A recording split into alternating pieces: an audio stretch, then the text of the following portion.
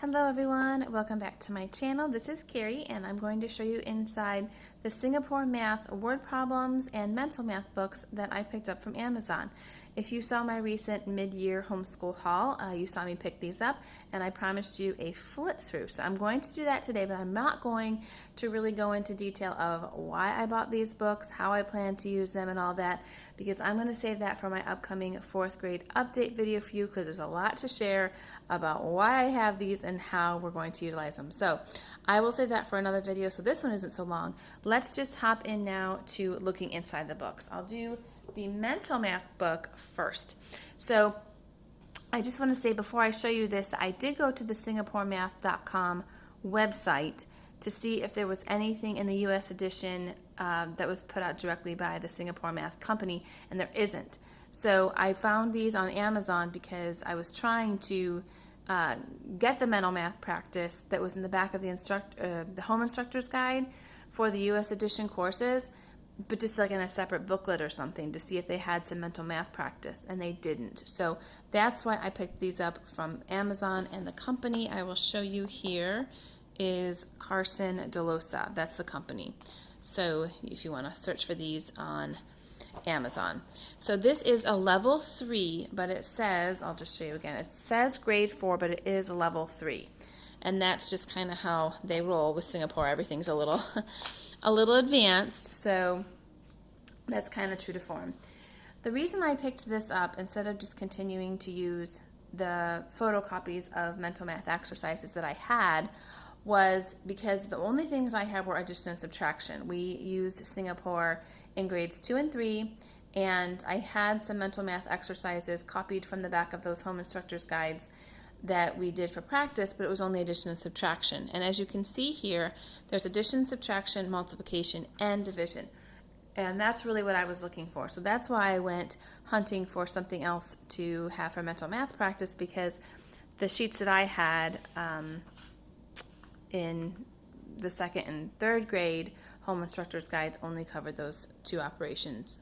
So this is just a nice little reference sheet for the parents.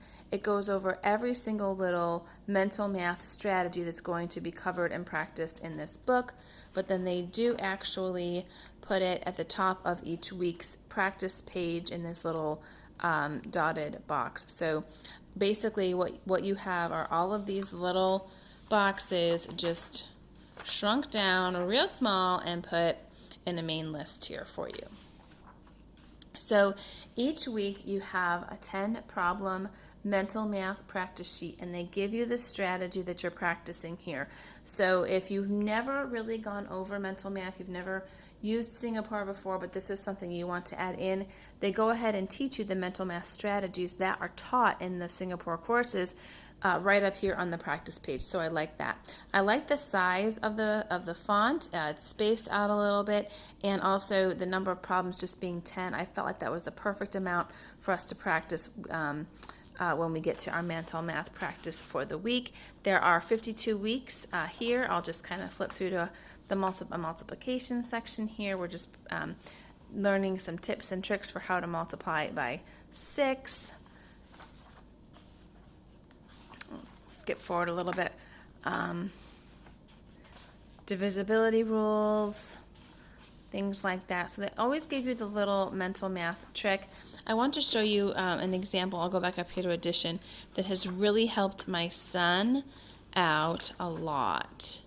And that is when you're adding when you add numbers that are almost to the hundreds or thousands, you just round up and then subtract 1.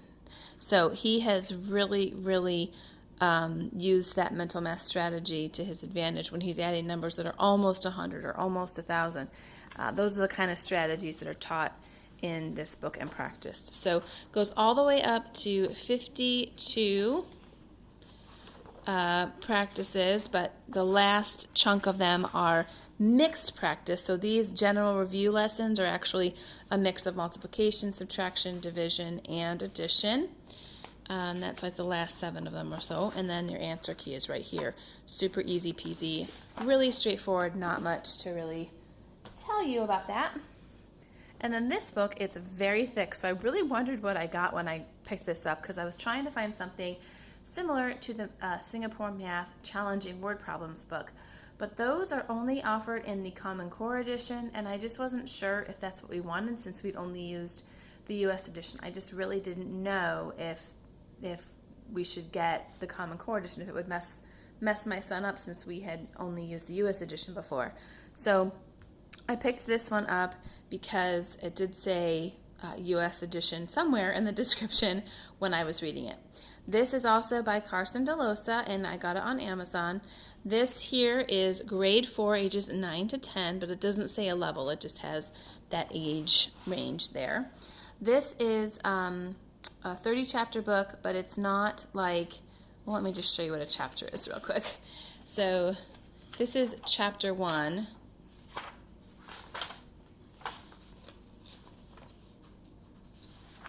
So you see one page, one challenging word problem. Oh, that was it.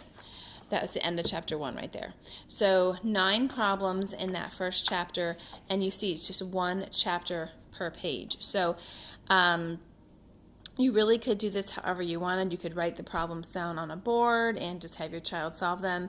You could write several of them down on a board. You could just give your child one problem at a time. Like maybe you just want to say, okay, here's your math problem, your challenging problem for the week, your math challenge for the week.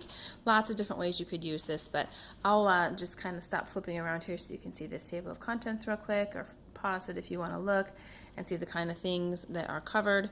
But it does really keep to that one problem per page throughout. Now, you kind of see these red boxes here. I will stop and show you what those are.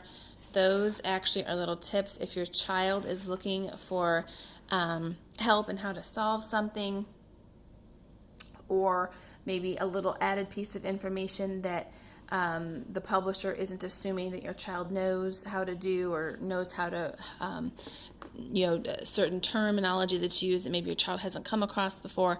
All of those will be in the little teacher boxes there, but that's it in the way of instruction, you guys. There's no, like in the mental math book, there's no real strategies on how to do this. There's no examples for how to solve up here in the front. Now when you get to the back, it does give you answers, okay, but it doesn't give a whole lot of explanation. Now, like, for example, it gives you, in these early ones, a little diagram that you can show your child that fits in with the pictorial part of the Singapore method, but it doesn't really give you much narrative in the way of explanation. It just gives you the solution.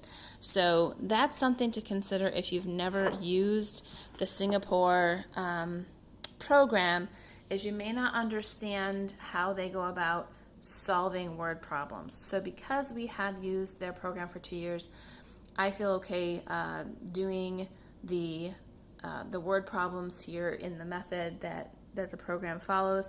I do have the step-by-step solutions in the back that I can always go back and say, oh yeah, that's how they do it, that sort of thing.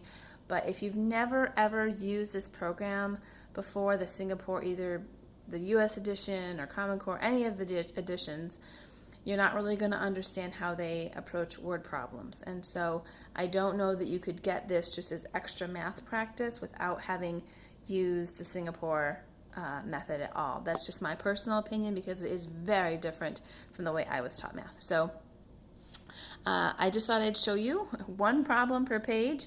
Seems pretty doable to me, but if you're looking for just some things you can write on the board or just hand to your student for just kind of a little bit of a challenge for them, that is available on Amazon in several different levels, as is this Singapore product, Mental Math.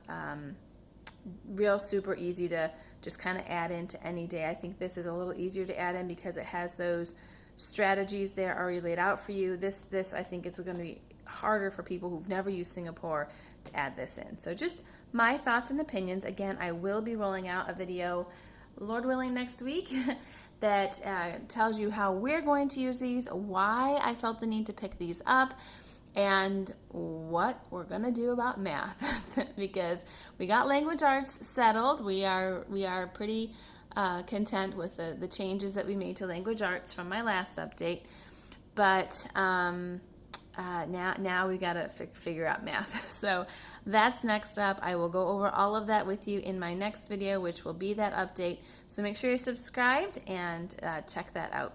I look forward to hearing from you down in the comments if you've picked up these or other kinds of math supplements that you'd like to chat about, and I will catch you in the next video.